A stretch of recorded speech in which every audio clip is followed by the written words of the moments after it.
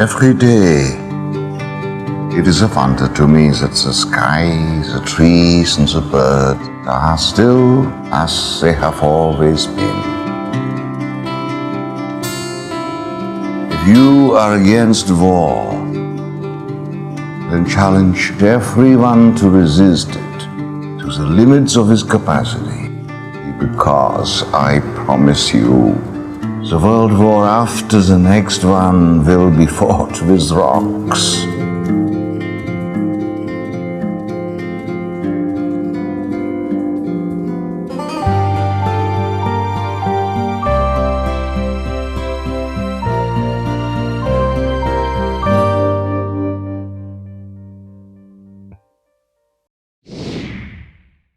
He is talking to Einstein.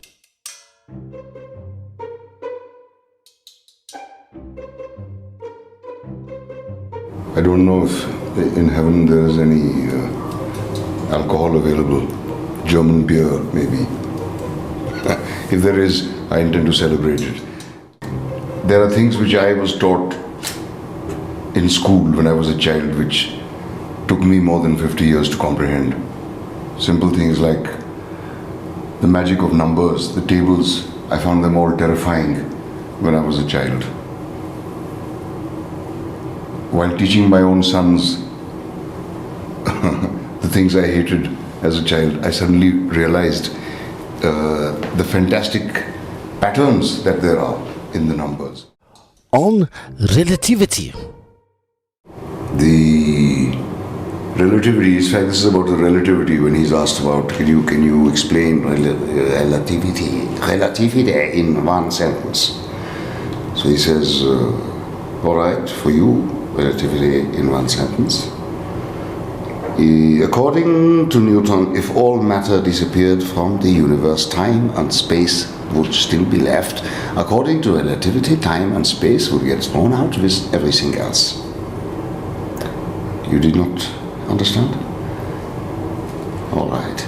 If you sit on a hot stove for a minute, it will feel like an hour, but if you talk to a pretty girl for an hour, it will feel like a minute.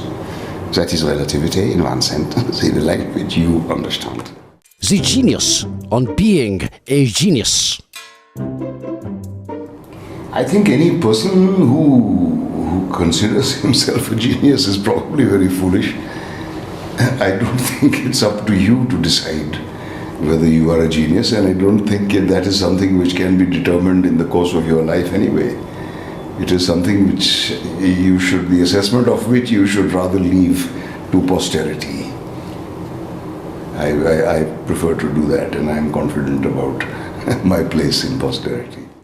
On today's world. It's going the way I foresaw. I could foresee time travel, which hasn't even happened yet.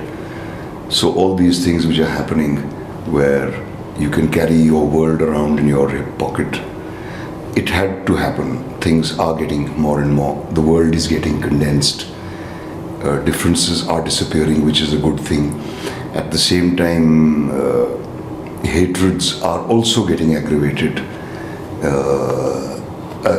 Assertion of identities, strangely, the differences, there seem to be a large number of people who seem to pride themselves on asserting their identity as different from others and doing pretty unspeakable things.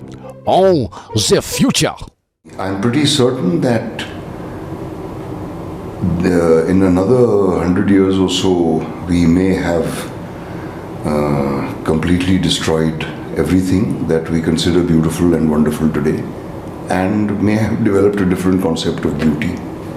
Maybe emptiness, barrenness, devastation will begin to look beautiful to us after 100 years, because that certainly seems to be the way we are heading, and there is no small guilt that I carry in having contributed to this possibility. They'll find out a lot more things before the human race is through with the earth. I'm sure they'll find out that tobacco is very good for you in a few years. Eating beef is excellent for your cholesterol, and all this green salads and stuff are rubbish. I'm sure they'll discover all that. And that just about everything causes cancer, yeah, except backcombing your hair, maybe. On the bomb.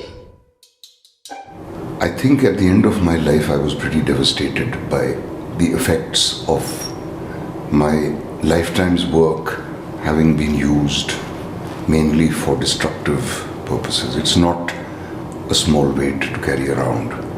It's not a comforting thought to die with. But I should have been smart enough to know that it would lead to this.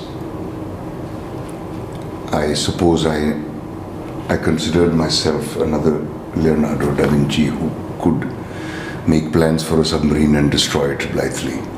I thought that could happen. Unfortunately, it didn't. A submarine was not needed in da Vinci's time. I suppose the world needed the atom bomb when I was around, so it's not a comforting thought to go to sleep with. Is there a God? The word God is often used as a substitute for everything that we find incomprehensible. And there is so much. You cannot find another word to describe it. God is just as incomprehensible as the limits of the solar system and beyond, which we are never ever going to find out about. So I am amused at people who spend their lives worrying about whether there is God or not. Does it really matter? and if he's there, do you think he has the time to watch over each and every one of us and rap our knuckles every time we do something naughty? If he does exist, I'm sure he has more pressing matters on his mind. But I do not hold with the randomness of events. There is a unified field. This is what I always believed through my life. And this is something which will never either be proved or disproved, like the existence of God. It's like your Archbishop of Canterbury and Richard Dawkins, the great atheist, having a debate on TV, and neither of them coming out right. And at the end, the Archbishop said something which stumped Dawkins, and Dawkins says, "Oh God." So there you are. I think any person who's asked to describe God will describe a perfect version of himself. On physics, in film. It's becoming more and more like fantasies, these movies. I suppose that is where they were meant to be, what they were meant to be initially, and they've really become that in every single way. Initially, they were supposed to provide you with a world which didn't exist. Now they take you into a world which exists, and it's like virtual reality. Seeing the film Gravity, you feel you've experienced that whole thing. The evolution of man. Over many thousands of years, we're going to develop a stoop. Unless we have mobile phones implanted in our brains by then.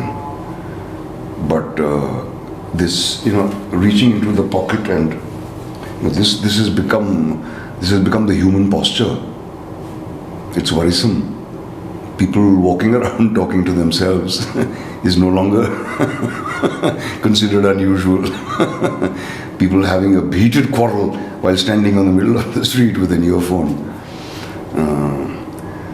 But at least people stay in touch.